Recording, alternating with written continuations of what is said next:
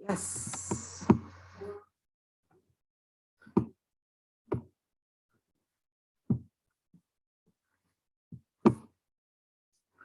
Here we are. Fantastic. We got it. Good morning, all. Good morning, guys. Nice to see you here. So, welcome to the fourth edition of STEM Week. And so, what to expect in these editions? Now we have a week full of talks. We have a week with a roundtable workshops. So many things to do and many things to learn. And today we're going to start with a message from our associate class director, Dr. Centeno. And so I'm from Dr. Lynn Boy, our Director of Science and Mathematics in Jonesboro. Good morning, everybody. Welcome to this fourth edition of the STEM Week. Probably you do not know that the STEM Week is actually something that we initiated in 2018, if I recall correctly. Sometimes my dates go missing. And it was initiated because during this week in the United States, we celebrate Engineers Week.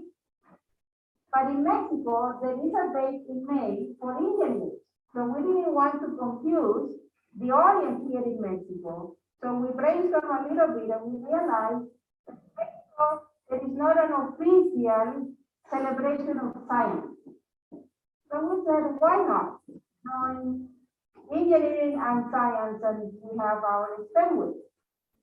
Our fourth edition, thanks to the great work of first Professor Gonzalez, now Dr. Cathy, and the director, Dr. Juan, and the many other members of the committee. The event has grown in strength, in quality of content, and I'm sure that in a couple of years, we will be having, in addition to just this talk and this workshop, a full-blown conference, so that we have speakers, researchers from other institutions, not only in Mexico but around the world, to come and share and present their research with us.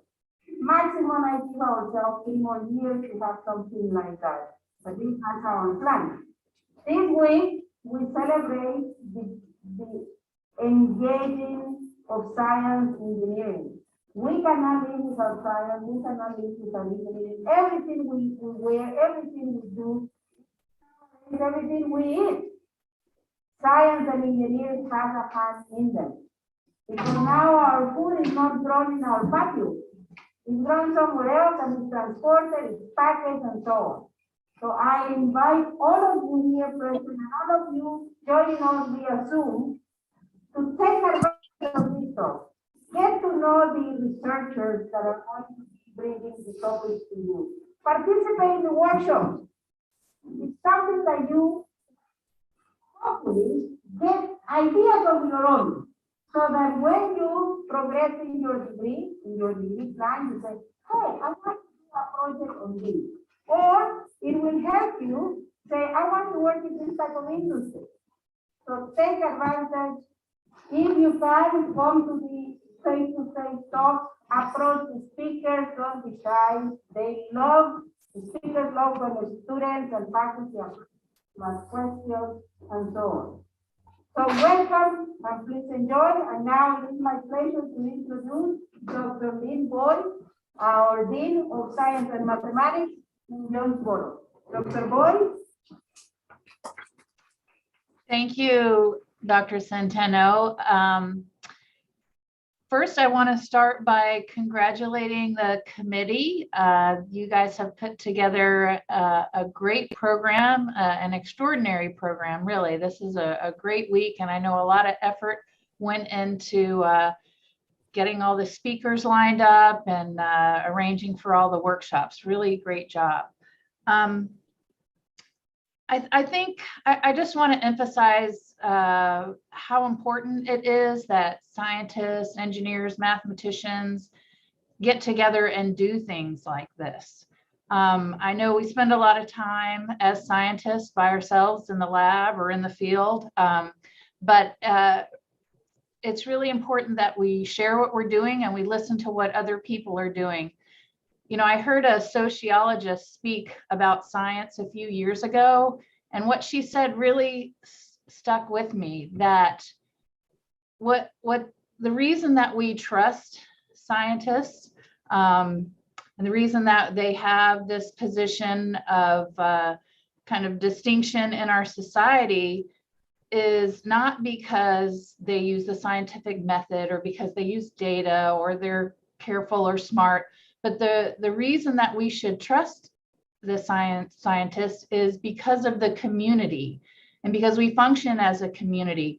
When we evaluate each other's work and we get together and build a consensus as a community that, yeah, this is the way that nature works. And it does happen as a community. It doesn't happen in silos. It doesn't happen with one person coming up with one finding and all of a sudden we all, change what we're thinking. It's as a community, we deliberate about that and we share our thoughts about that. And I think events like this are so important to establish that community and to build that community. And it should be a community that's built on integrity and truth and rigor. But that's how those things develop, is by these types of fora where we're all getting together and talking about our work. So congratulations, and I look forward to the week. Thank you very much.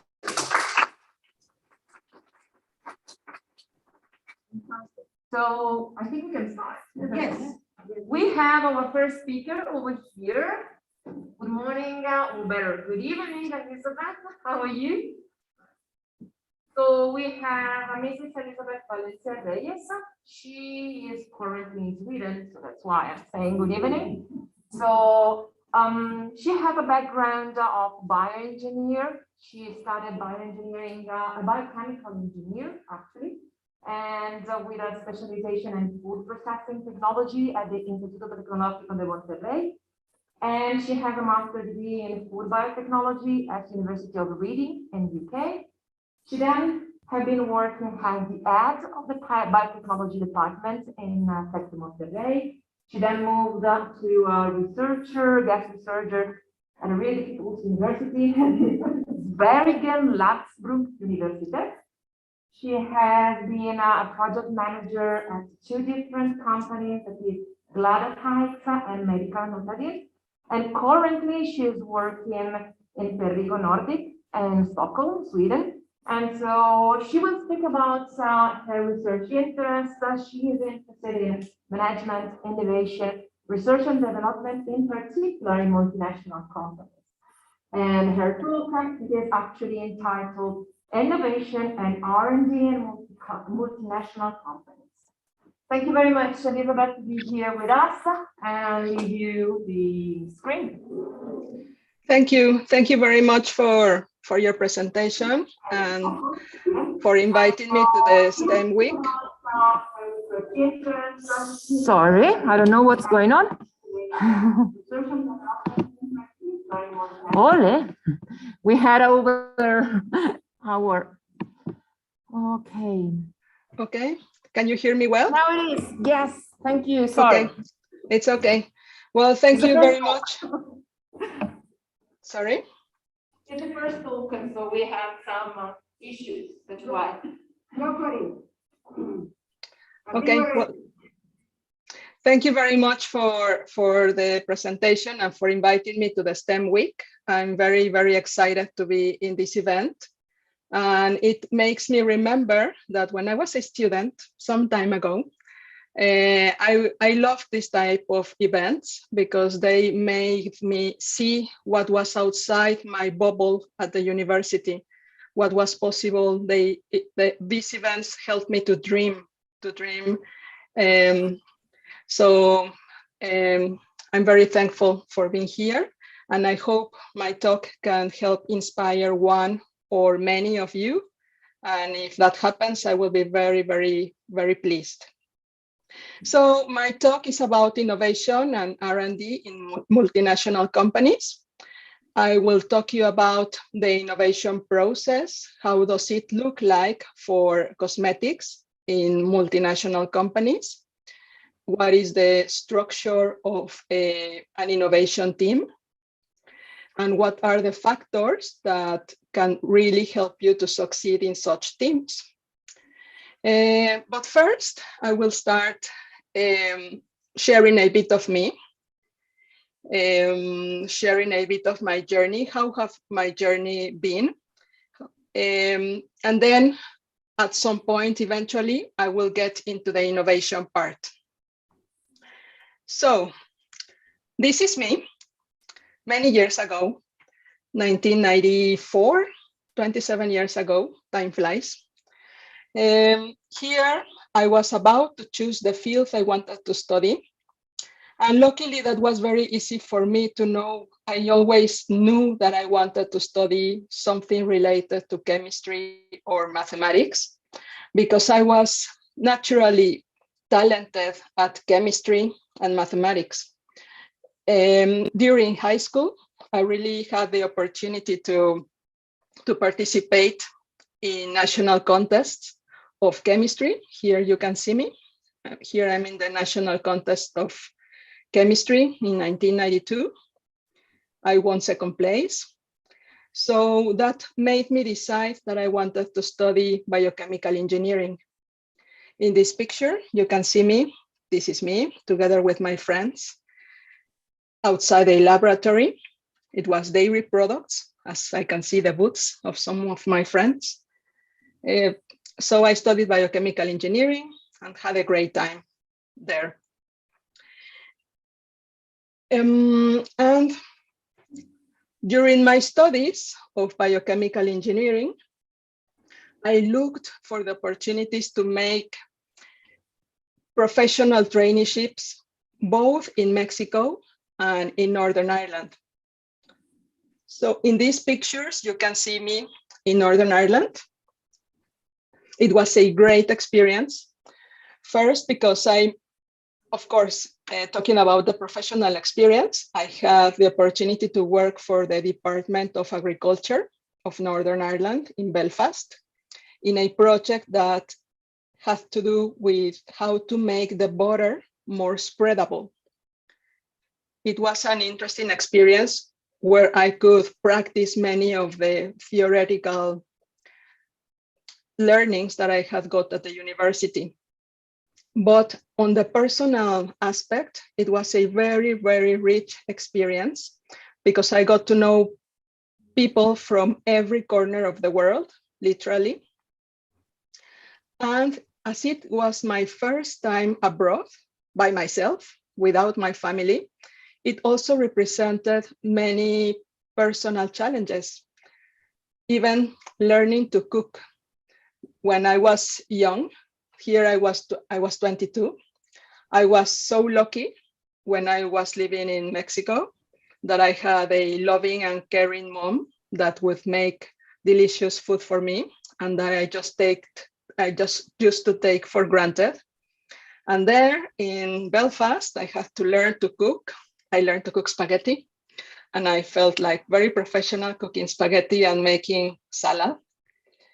So I also had some personal challenges, and that helped me learn a lot. For example, I also learned to appreciate the diversity in many ways. I saw people with different mindsets, different ways of thinking. I learned to appreciate people with different cultures, and it was a very interesting experience. Getting out of my comfort zone really gave me many learnings. So the message that I would like to give you with this slide is that, if possible, make traineeships either at home or abroad, and that will really, really help you leverage your professional development, because you will come back completely changed with a different mindset. And here also, I want to mention that this experience helped me to make life-lasting friendships. So remember this slide, observe carefully. So after my traineeship, I continued study for one more semester. And then my very first professional job or formal job was at Procter & Gamble. I worked for Mariscala plant. Mariscala is a place near Querétaro, 20 minutes from Querétaro to Guanajuato. It's actually in the border with Guanajuato. It's a beauty care company where they produce shampoos, shower gels, and conditioners. And here I started as a process engineer for the technical support organization. And what we basically did was to upscale the formulas. So the formulas that were made by R&D. R&D, by the way, I don't know if you know what R&D means. In case you don't know, R&D stands for Research and Development. So there's a department called R&D for formula that develops the formulation at laboratory scale. And then in my role, I was in charge of upscaling those formulas. So to produce them in large scale, in tanks of many tons. I also had the opportunity to be part of the technical packaging team and the new initiatives team as a project manager. Working for Procter & Gamble was a very rich experience. It was a very rewarding experience because you get very challenging projects from day one. One of my biggest projects was the launch of Head & Shoulders, this one in the middle, 20 years ago. So this image has been 20 years now. So my role was to coordinate the functions within the manufacturing site to produce these new shampoos and conditioners on time and distribute them in all Latin America for the launch. So this is a sample of the products they used to do 20 years ago, and I'm sure that they still produce them in, well, these brands at least. So I spent 7 years at Procter & Gamble, and exactly half this period, so after 3.5 years of working there, I went to the UK, to the University of Reading, which lies between London and Oxford, to make a master's degree. I studied food biotechnology. Again, a super rich experience, both in the professional aspect and in the personal aspect. After working for Procter & Gamble, I got the opportunity to work for Tecnológico de Monterrey as a head of program for the biotechnology engineering. And it was a very rich experience as well. I applied many of the learnings from the master's degree, and I continued learning because in every field you have to continue learning. Learning is a continuous process, and mainly in biotechnology, because biotechnology is a field that grows or has been growing exponentially in the last decades. It was a very rich experience, and the main accomplishment or the main thing that remains in me was the network that I made at Tecnológico de Monterrey. I met many students. I met wonderful colleagues. Again, life-lasting relationships. I increased my network. And in general, it was a very rewarding experience too. So after that, I decided to study a PhD in Sweden. Why Sweden? You will know in 3 slides. But I decided to study a PhD at SLU, which in English means Swedish University of Agricultural Sciences. I know where. Well, I was a PhD student, or as the visa says, I was a guest researcher. That sounds nicer to me. And I participated in this project. It's called the Safe Pellets Project. When I lived in Mexico, I had no idea that these things existed. But this, what you can see in the picture, that look like Mexican snacks called churrumais, are extruded pieces of wood that you make with sawdust. Sawdust is that powder of wood. So what you do is you compress at very high pressure and temperatures. You compress that sawdust into these pellets, and you use them in all Northern Europe to produce heat, because you know the temperatures here go -20, minus something. So many people depend on the pellets to produce heat at homes and at some manufacturing sites, so as fuel. But there is a problem with these pellets. They expel poisonous gases. They expel carbon monoxide that is super dangerous. At certain concentrations, you can die at once. And they also expel volatile organic compounds like aldehydes and ketones. So the purpose of this project was to get to know what was the chemical mechanism behind the off-gassing, as well as to propose possible solutions to decrease or avoid the off-gassing. It was a project made in team with different countries in Europe. So as I told you, why Sweden? Why not Mexico? Why didn't I stay in Mexico and did my PhD there, or somewhere else, Panama, Costa Rica, Canada, I don't know, anywhere else?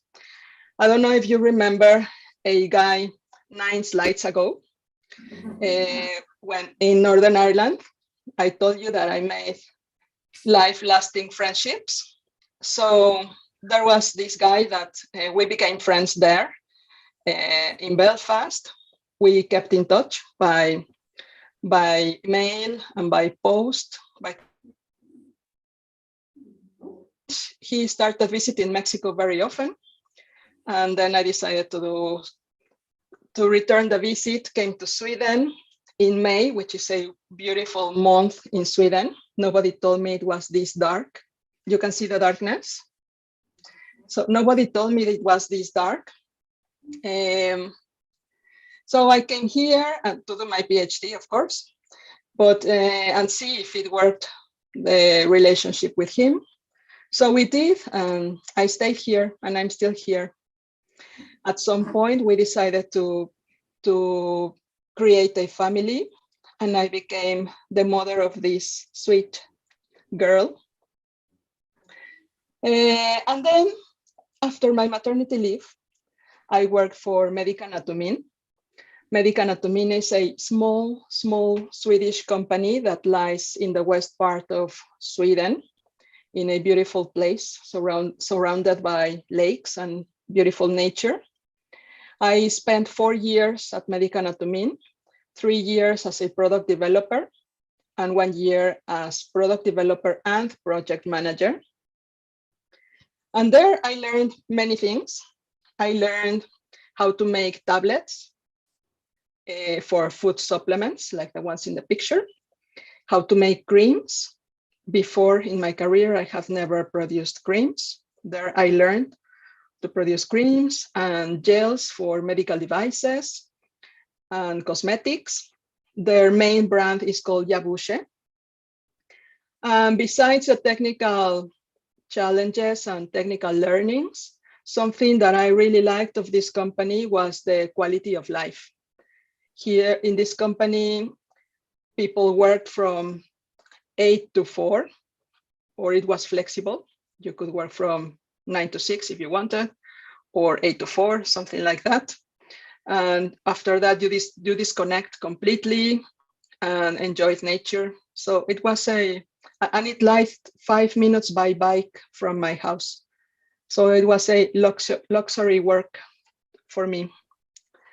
But then I wanted to grow. It was a very small company, so there was no much room for growth. And I made a certification called PMP, Project Management Professional, at the Project Management Institute, that I thought that would help me look for more opportunities and continue with my career. And it did. Thanks to that PMP certification, I found, I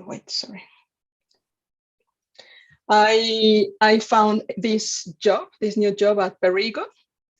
I started in June 2021 as a senior project manager for the Dermacosmetics Center of Excellence.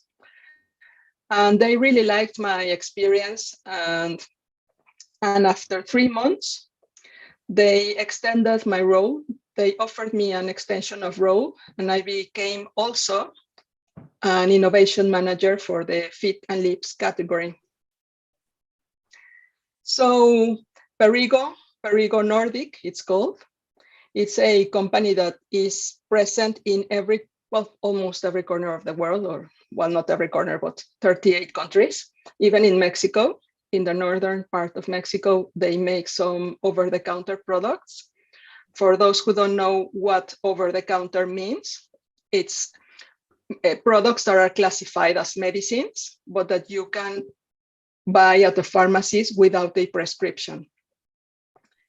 And the main brand in Perrigo Nordic is Acco. Acco is the main brand. Perrigo makes products that are good quality, but affordable products. So not too expensive, but they are very good quality. And they produce these brands for Sweden, Norway, Denmark, Finland, mainly. This is just some assortment of the many products they have. Well, we have, now it's we have. We have products for the allergy, products for the cold, products for the atopic dermatitis, eczema, to quit smoking, etc. And Perrigo is really a good company. I like it very much because it's a multicultural company which embraces diversity. They really appreciate people from different backgrounds, from different professional backgrounds, and well, every background actually. So everybody is welcome to work there, and they are very respectful and they embrace diversity. They include people. They integrate the people into a team. So I'm very happy working for this company. So in summary, this is my journey. First Procter, Tecnológico de Monterrey, SLU, Médica Anatomía, Perrigo. And as it is shown in this slide, you may think that I have had a very straightforward career, just jumping from one position to the other in a very smooth way. In reality, it has not been like that. In reality, this is the way it has been, with ups and downs in terms of professional and personal satisfaction. Sometimes I have been very pleased and very happy with what I do. And after a certain time, I think that it is time to change, time to move, looking always forward to my dreams. It's very important that you have very clear what you want in life so that you go in that direction, even when you don't know exactly the way, but that you move to that direction. So something that has really helped me in my journey is the attitude I have towards change. Change is something that we all have in our lives. Change is the only constant in life. Let me see my notes so I don't forget anything. Yeah, you need to adapt to change, to expect change and actually learn to enjoy change. A very good book that have helped me with this, that I want to recommend you, is called Who Moved My Cheese by Spencer Johnson. Here, cheese is a metaphor for something you want in life. Maybe a job, a career, a personal goal, something that you want in life. And it teaches you that change happens, that we have to anticipate change, to monitor change, actually work to have the change, and of course, enjoy change. At some points during my career, I have been honestly confused, like, where shall I go next? Like in this life, now where? What do I want to do? So what I would like, the message that I would like to give you here is, if you ever feel confused, keep looking. Keep looking, never give up. Keep looking, because you will find your way. When one door closes, another door opens. So just keep looking. And at the end, we are here to enjoy. Life is a journey, so just relax and enjoy the ride. So finally, after all this is what I wanted to get to, how the innovation process looks like at multinational companies in general. So there are many ideas brainstorming for many new products, and from all the bunch of ideas, we choose one idea, and we have to make sure that that product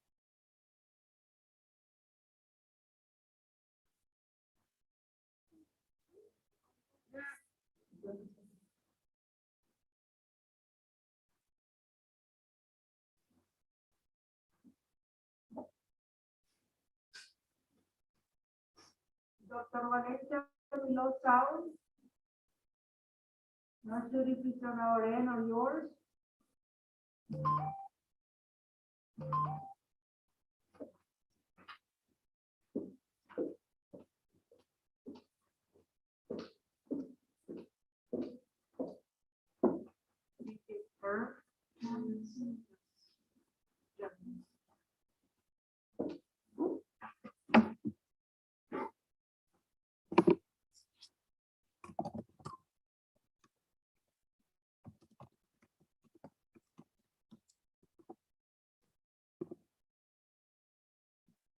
Can you hear me? Yes. Yes? Yeah. Okay. No, I cannot remove the.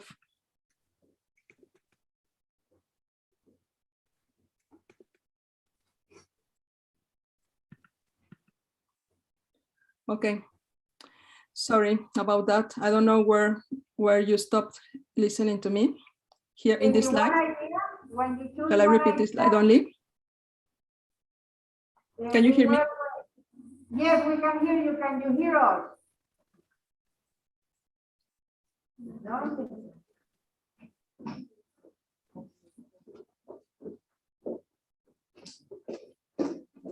Can you hear me? Yes. Yes, we can hear you. So shall I only repeat this slide? Yeah, yes, that's the slide. Okay. So how a new product is born, I don't know if you have ever wondered how the products that you use in the everyday life, like the shampoo, the toothpaste, etc., how were they born and how are they produced? Well, when there is a new idea for a product, you first need to see if it's profitable, if it will give you money. If that is the case, then you proceed to find a formula that meets the needs, the consumer needs, and a proper packaging. And then you make tests. So you have to make sure that your formula is stable, that it won't separate into two phases or more during all its shelf life.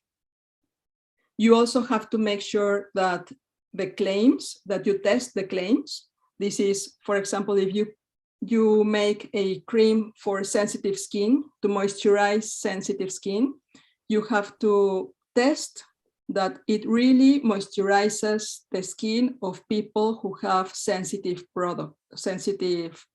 skin. So there are many tests for that. So you have to prove that your product actually works. And you have to make packaging tests to test the functionality.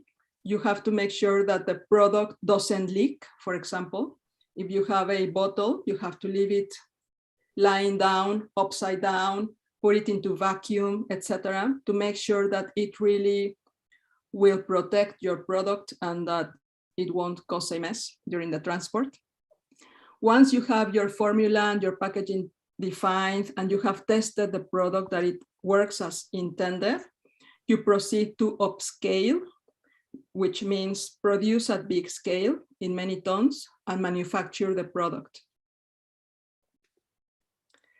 And this is how a typical innovation team is structured.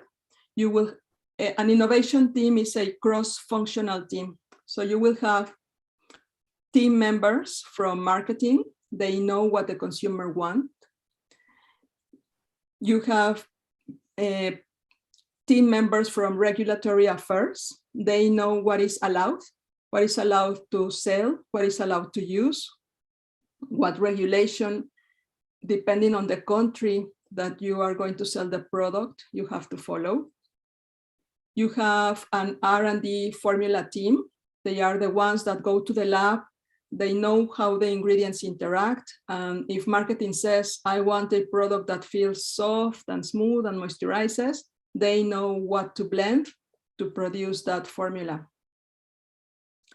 You have people from R&D packaging that design or choose the packaging that will work for the formula as intended. They will know if it's okay to pack it in a tube or in an airless bottle, etc., depending on the product and the need. You have people from quality that they make sure that all of the quality assurance details are taken care of so that the product will be produced with quality. And of course, you have the manufacturing team that will make sure to upscale the formula and produce it.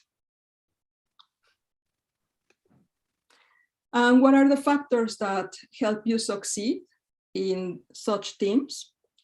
Well, of course, technical mastery. It's important that you know what you are doing.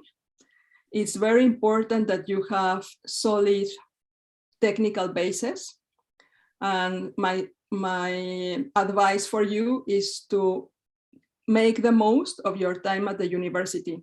Really listen to your teachers, really get all the information you can from your teachers, because at the university you can ask all you want. Once you get to the professional field, then you are supposed to know.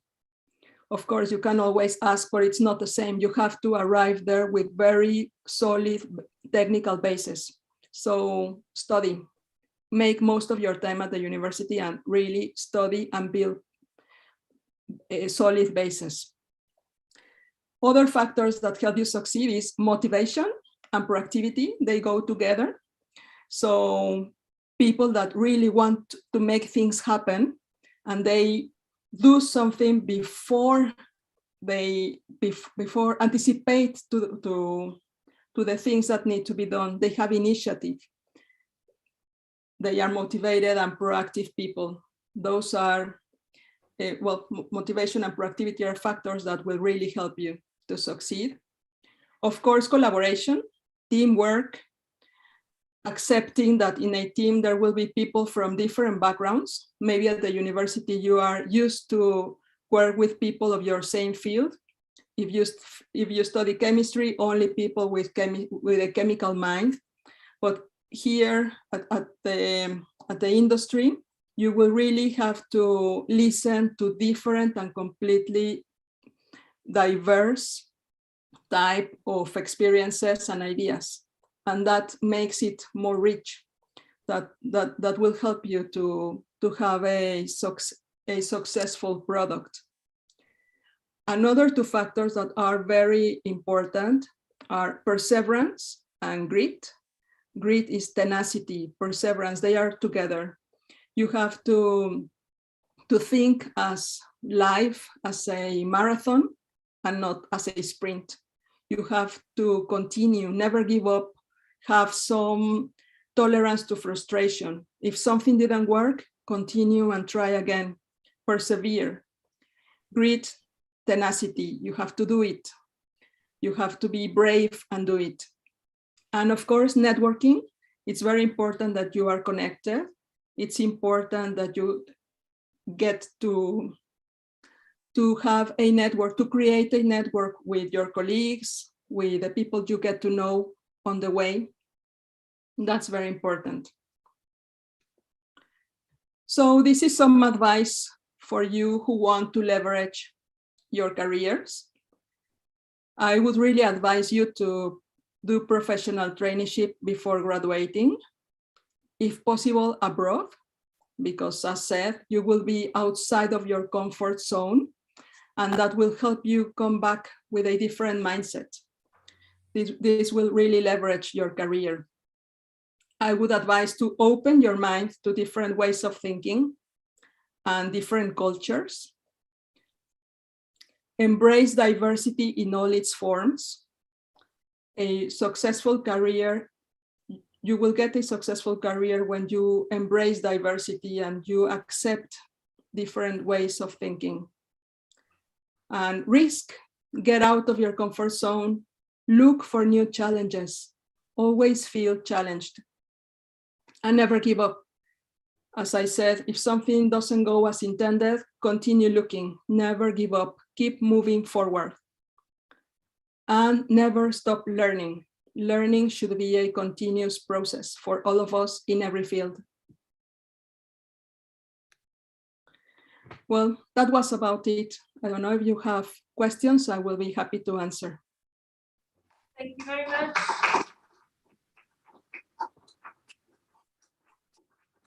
Thank you very much for this presentation and to explain us your life and experience. It was such an interesting one. Professor Gonzalez, I think has a question. Yes, please. Professor Gonzalez, do you have a question? Hello. Hello, so nice to see you. Thank you very much for all this. You make me feel home, feeling close to you and being able to soon listen to a presentation.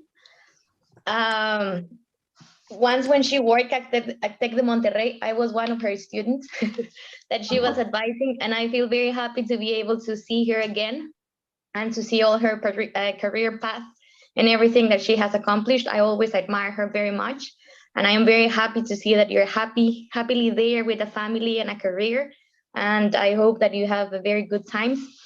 I do have a question that is regarding the process. When you were talking to us about all the steps of the creative or the innovation process, how long more or less does it takes? Like each of these stages, or? Yeah. Hi, Barbara. It's a pleasure to see you again, at least virtually at the moment. More or less a process from having your idea well-defined to producing, to having the product at the warehouse. It's more or less depending on the product. If it's a cosmetic, it's between 1 year and 1.5 years. If it's a cosmetic. Okay. Yeah. Depending on the company, because every company has different processes. So for example, in small companies, it can be 1 year. Usually multinational companies, they ensure that they make more testing for every step, and it can take longer, of course. So more or less 1.5 years.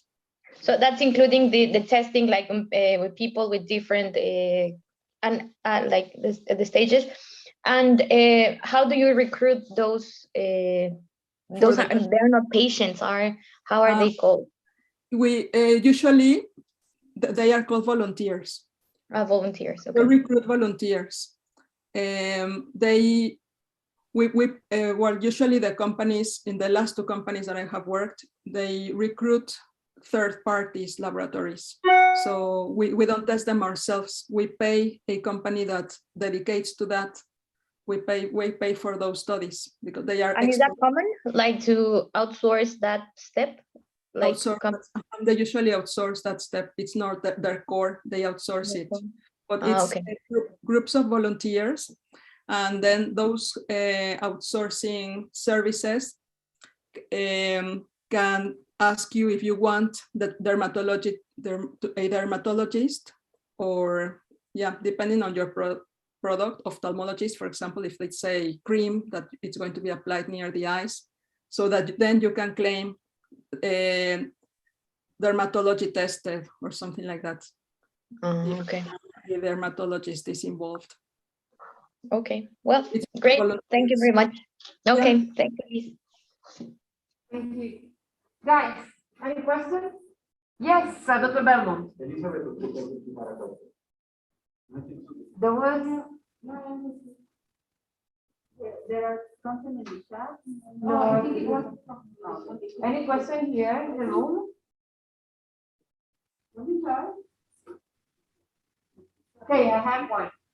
Elizabeth, up to you. How much was important to choose a good internship or to do some research during the years of the undergraduate or just after, to decide what you were going to do with your life? Did you ask if? Can you please repeat? It's very difficult to understand you with the mouth. Sorry. I was curious to know if it was really important for you, if it has been really important for you to choose a good internship or a good social service or a good research when you were doing your undergraduates before going to continue your career. Because you were working to Procter and Gamble, isn't it? So just when you finished there, I don't know if and you've done some internship outside. So Yes, when I started looking for internships since I was in 6th semester. So in my program, the program that I studied was 9 semesters. So and it was not compulsory to make professional traineeships. But I was really motivated and I really wanted to discover the world. So since I was in 6th semester, I started looking for opportunities. My first opportunity was in a company in Querétaro called Quesos Querétaro, a dairy products company that was small. I don't know if it still exists or not, but that was my first experience during the summer, working at the lab, making analytical analysis to the milk and the cheeses. I loved that experience. And then for the Northern Ireland, I went when I was after the 8th semester. So it was a summer. It was 10 weeks during the summer between the 8th and the 9th semester. And so it's important that, well, for me, it's important that you look for professional traineeships before you graduate. Of course, after you graduate, you can continue if you can with professional traineeships. In my case, I started directly working because I needed money. But of course, you can. I would also have had the opportunity to continue in a longer professional traineeship in another company. And do you think it's important to continue your studying after your undergraduate? So pursuing a master's degree. Well, I think it depends. I think it really depends on what you really want. For example, if you want to become a researcher, my advice would be to go right away doing a master's and a PhD. If you want to, if your idea is to be in the industry, then my advice would be to start working 2 years and then continue with a master's degree, and then you can decide what to do next. Depends on what you want. I think it's very important also because when one is young, at least in my case, maybe you don't know what you want because you haven't seen what are the options outside.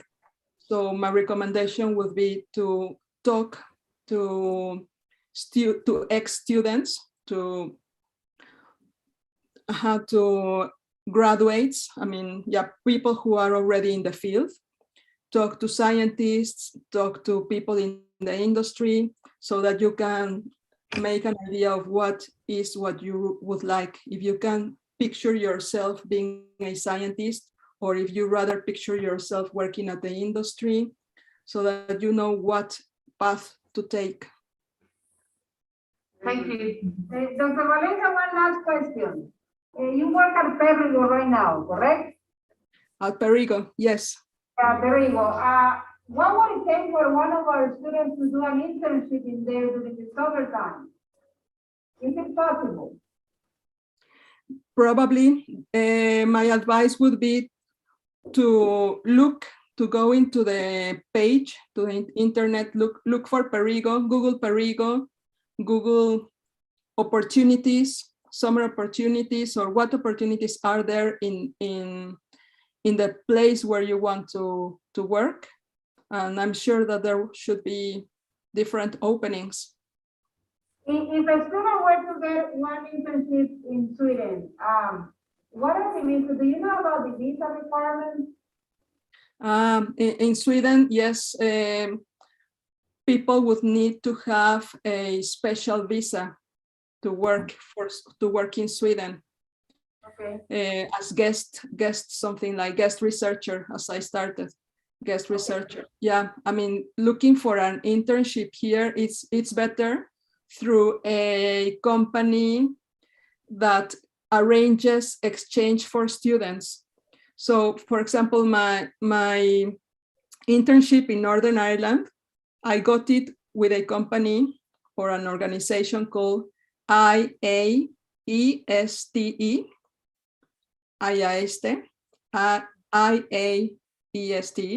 I can write it in the chat.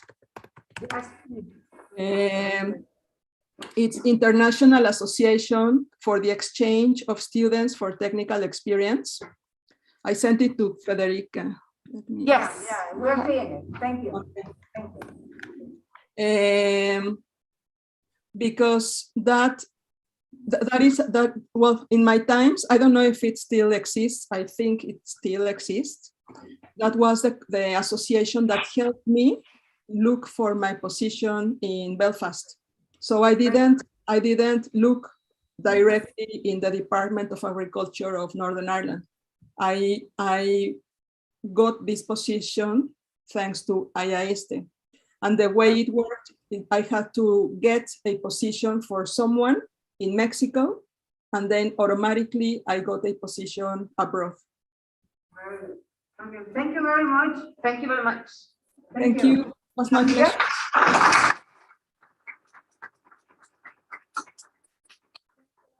And so we're gonna meet again at 12. You know that we have several talks during the day of today. So yeah, see you there. Thank you for attending. Bye bye. Thank you. Bye-bye. If you need to sign the agenda. Thank you. Yeah.